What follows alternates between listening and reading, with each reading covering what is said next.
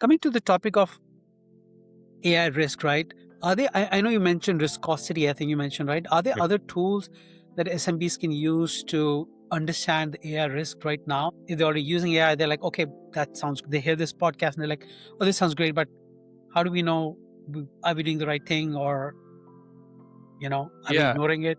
I mean, there's a few tools like Riskosity out there. They're all kind of in a similar space. It's kind of this new thing that they're competing against. I would have to think of it more Okay, names, but that's the that's right. first one that comes to mind. Right. Just because I speak to them a few times. So, Yeah.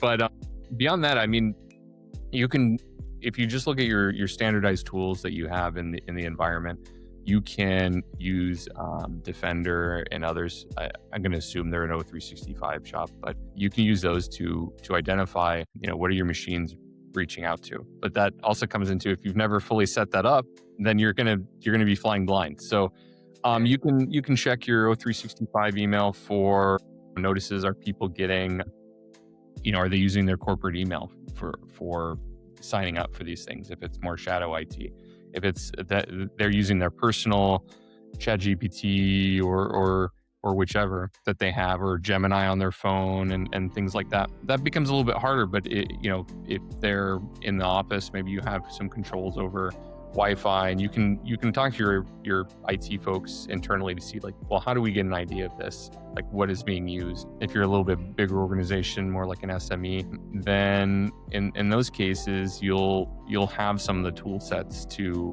block or to identify what's being used. I would always start with, what do I have first, to understand the problem? Because maybe you don't. I doubt that this is the case, but maybe you don't have a big problem, right? Yeah. And so it wouldn't make sense to spend all this money on a tool to come in and protect you from something that's not a problem for you. But Yeah. that might be a good clue to get ahead of it at that point, before Yeah. it becomes a problem. Right. I know that during our prep talk for this podcast, you mentioned, you can't just spend money to figure out AI safety. Yeah. There is a human element.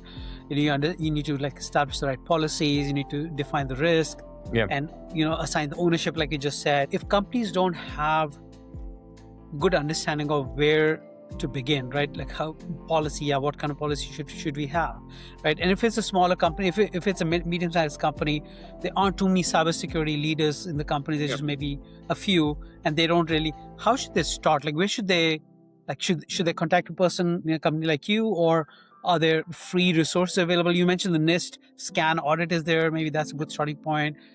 But where do they begin? Like, are there checklists they should like follow to? I mean, there's CIS benchmarks. There's NIST has a wealth of information on there that they can use. There's OWASP has some guidelines. It just kind of depends on which industry they're in and what they're Okay. doing, right? How advanced is their tech shop? I think the baseline is, it's always good to have a conversation. Someone will give them some ideas based on the unique perspective that their business needs. Obviously, they'll throw a SOW out there with that and, like, here, let me do a full scan. But that usually people like myself are always open for conversations and chatting and seeing what is it you might need.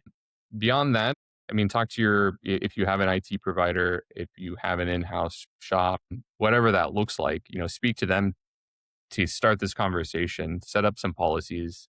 Maybe everything AI has to be approved by finance first. And then you tell finance, like, I need to know about it before Yeah. you approve it, right? You create some controls internally to try to limit that, and then set the guidelines for how this can be used.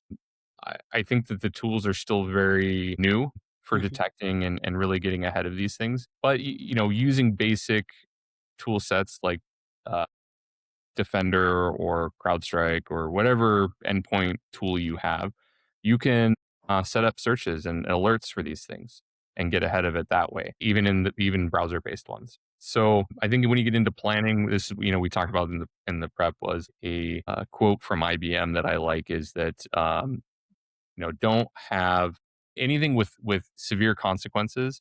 And this, I'm paraphrasing, but anything with severe consequences shouldn't have a machine making the decision, right? Mm. So if you're fine with a nameless machine that doesn't have any agency or responsibility, Yeah. sending all of your bank money out into the ether, Yeah. then go for it, right?